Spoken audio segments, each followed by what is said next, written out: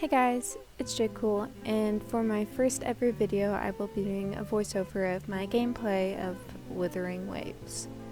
So please bear with me if it's not the greatest because this is my first ever video. So let's just dive right in then. So we start out in a type of astral plane, and your character is face to face with another woman. Now, I assume this woman gave us the type of power that we later find out we have in the game. Now, I'm not fully sure of her significance, but I also assume we'll find that out later throughout the story. Now, as we fall, we seem to drop into this water, and as we swim to the surface, we see the main world. Now, we wake up and we are first introduced to the characters Yang Yang and Chisia. They tell you about themselves and the world that you fell into. Now, during this time of them lore bombing you, you learn how to play the game, fighting, climbing up walls, and just a bunch of different other stuff. Now, as you're going through this gameplay tutorial, you run into a Sentinel Long statue. Now, this causes you to have a sort of remembrance or flashback when you were face to face with their Long. Yang Yang asks you what happened, and you tell her that you had a flashback. So with that, she gives you more information about the world and how there is one sentinel in each 6 cities that are different. So some can be long, some can be a tortoise, I guess. So then you are now in front of a city and you spot a tacet field. Now, apparently tacet fields are very rare around the city areas and quarters, and particularly unusual that it just appeared there in the blink of an eye. Now, we were there to meet up Baiji, and apparently she was checking out the tacet field, and may I point out that her little creature is so cute and adorable. Like, I can't say no to that face. So, after meeting Baiji, apparently Yang Yang and Chisa meant to meet up with them, but ran into us. So, while in this tacet field, we run into an enemy. Now, after fighting with this enemy, of course, which I think was pretty cool, and yeah, we were just bad butt the whole time. So, we get to learn out what an echo is. And an echo is a sort of remembrance from a monster. It's the type of frequency that is left behind from the monster. So, now we can absorb them into your Pangu terminals, which is your type of water jug on your back. It's called a Pangu terminal, your sort of data bank, right? With learning this, you also find out that you have a limit with your terminal. So, finding out we can't absorb it with our terminal, we begin to walk away, and that's when our tacet mark on our hand says, "I'm hungry," and decides to absorb it itself, which I thought was crazy and cool. So we then have this sort of flashback that I do not know at all what happened, but after that we meet the magistrate Jinsi, who tells us about the moon chasing festival and invites us back, who also points out that, hey, I'm looking for you, Rover. And then this chick appears, which I don't know who the heck she is, and I'm a little scared to find out who. Now, after the magistrate invites us to her place from the hologram we saw earlier, we go to the main building, the city hall, and the receptionist, who has a cool British accent, in my opinion, like, I thought that was so cool. And I went to the wrong seat, of course. I thought you could sit anywhere, in my opinion. But we have a seat, and we were supposed to wait for the magistrate. But apparently we find out that she is not there, and instead Lady San Juan comes to see us. Now, how do I say this? Lady San Juan, she has her tacit mark, which is the weird star glitchy thing that is on our hand. She has it in her eyepiece. Now, having it in her eyepiece, which she didn't choose, she's able to see your true form. Now for us, she finds it rather peculiar that she sees us as how we look. For other people, apparently, that is not how it is. So, Sanhua is the bodyguard of the magistrate. And before, everyone was saying how they were the rover and they were us. But from her tacet mark being in her eye, she was able to deny them and shoo them away.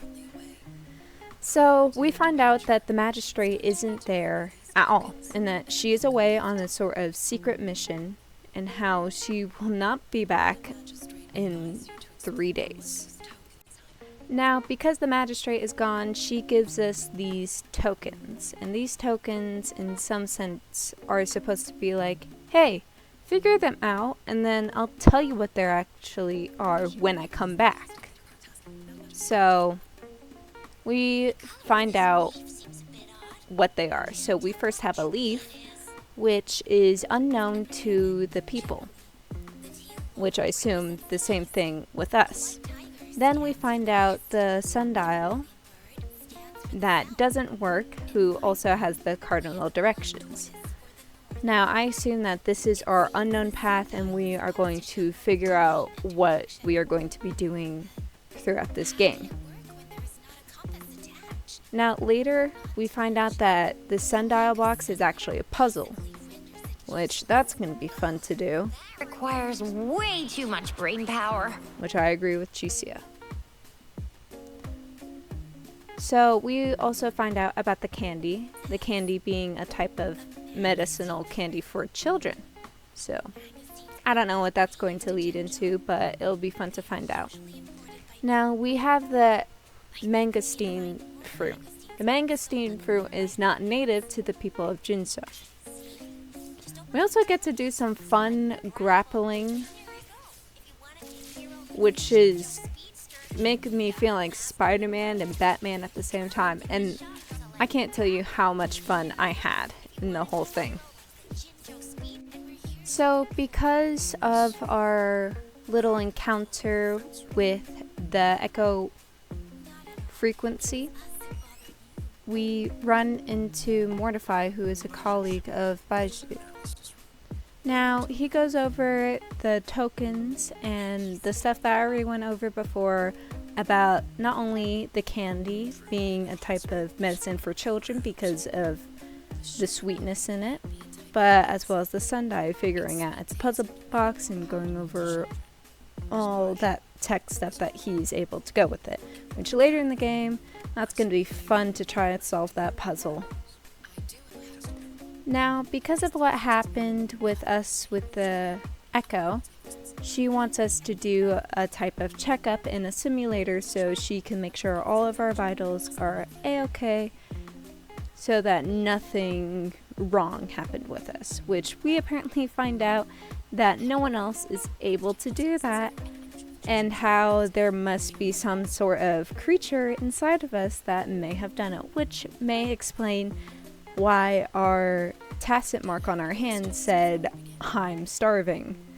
So I thought that that was very fun.